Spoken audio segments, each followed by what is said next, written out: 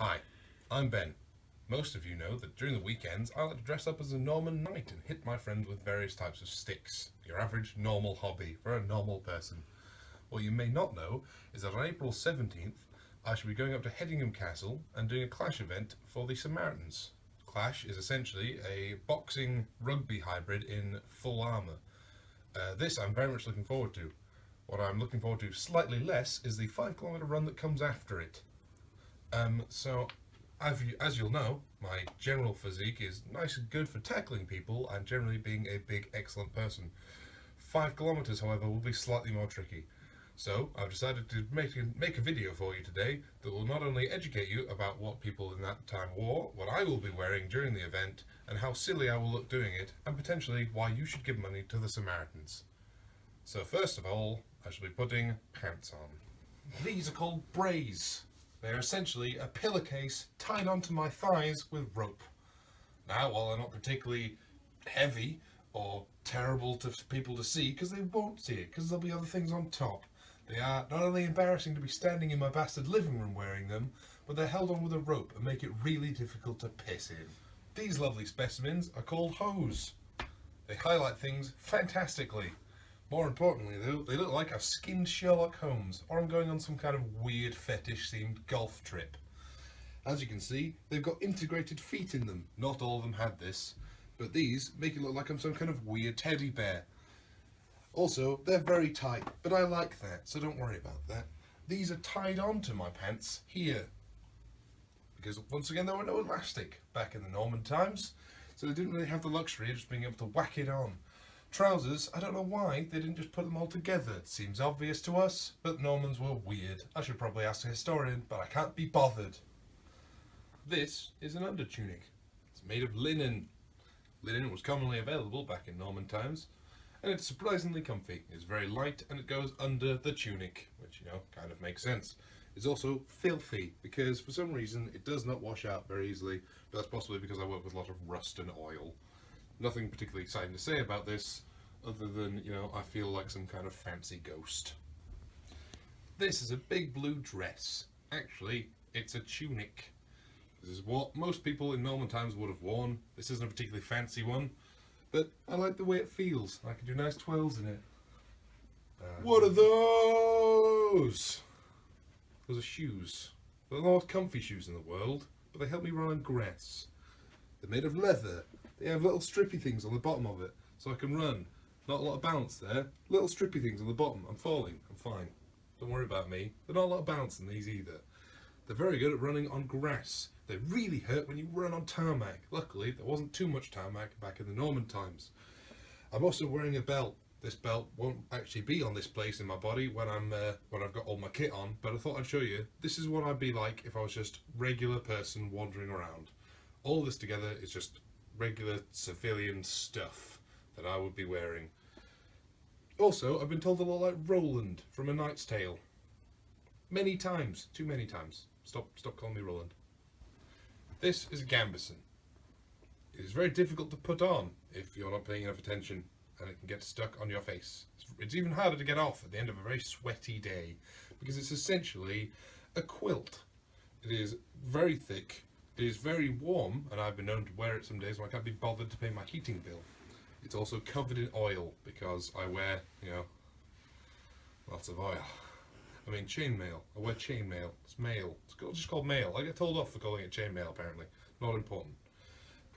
It basically stops impact from wearing the armour on top, which is the stab part of it, and the impact base, which stops me kind of suffering so many internal hemorrhaging things.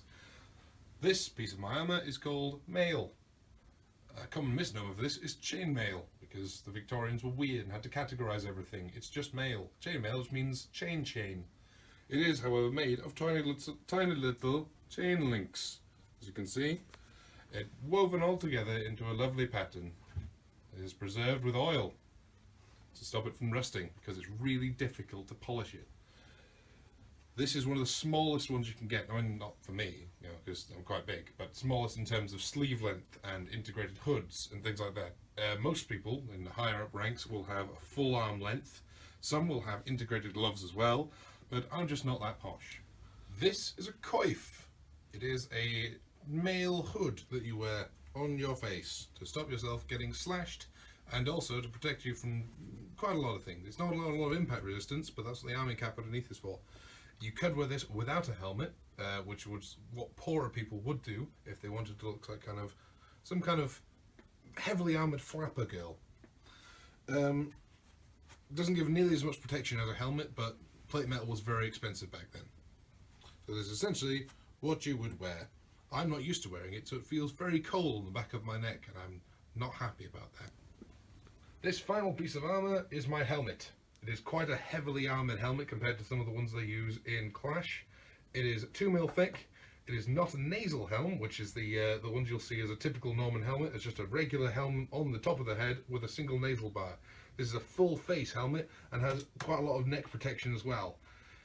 This is for the more heavier armoured people who play the Clash, who tend not to be as agile or as nippy as some of the younger members, or the members who don't like pie as much as I do. I tend to be a much more heavy hitting aspect of the team, and I'm not able to dodge anything, so I need a nice big thick helmet to stop it. The arming cap underneath stops any of the impact from hitting my face, which is always nice, and while not necessary for a game of Clash, it is useful to know that should any weapons come below the neck, the mail here will protect it. This next piece of equipment, I'm sure you can figure out what it is, because it's bloody obvious. It is a shield. It is a kite shield. Late kite, I believe, rather than soldier's kite. This is what's used by the knights who play Clash of Knights. This both fits in with their rank and doesn't have a shield boss on the front, which is, for those of you who don't know, a big lump of metal. Those are not very useful for Clash because it means that people tend to break a lot more limbs. Now the way that it's attached obviously is your arm goes through here and holds onto this. This bit here is a nice forearm cushion that stops my arm getting broken, because I am running at people currently weighing about 22.5, 23 stone, and other people who are also quite large, running at full pace. All of that impact is taken up by the shield and then into my arm and shoulder. So that little bit of padding there is incredibly useful. And so the arm goes in here, holds onto that like this, and you can essentially lock up like this and take the hit quite nicely. It's a lot of fun, and I'm also really proud of the shield because I made it. Some of you may be wondering why I'm not wearing gloves. Well, there's a very good reason for that. I can't find them. They're somewhere in my house. We've just tidied up. I can't find them anywhere. So don't ask questions. Stop asking questions. Thank you for watching today. Hopefully you've learned a little bit about how I get dressed. It's a bit weird. Probably should stop watching how I get dressed. Hopefully you didn't know anything about that beforehand. That'd be a bit weird. Hopefully you've learned a little bit about Normans. But more importantly, hopefully this has opened your eyes to why we're doing this. We are raising money for the Samaritans, who are a fantastic group. They provide a shoulder for people to cry on in some desperate times when they've got no one else to turn to. If you want, feel free to make a donation. We'll give links below, or simply contact me on Facebook and we can sort something out like that. Any support is absolutely fantastic, and we could really do with your help for this. Thank you for watching again. I'll see you in a bit.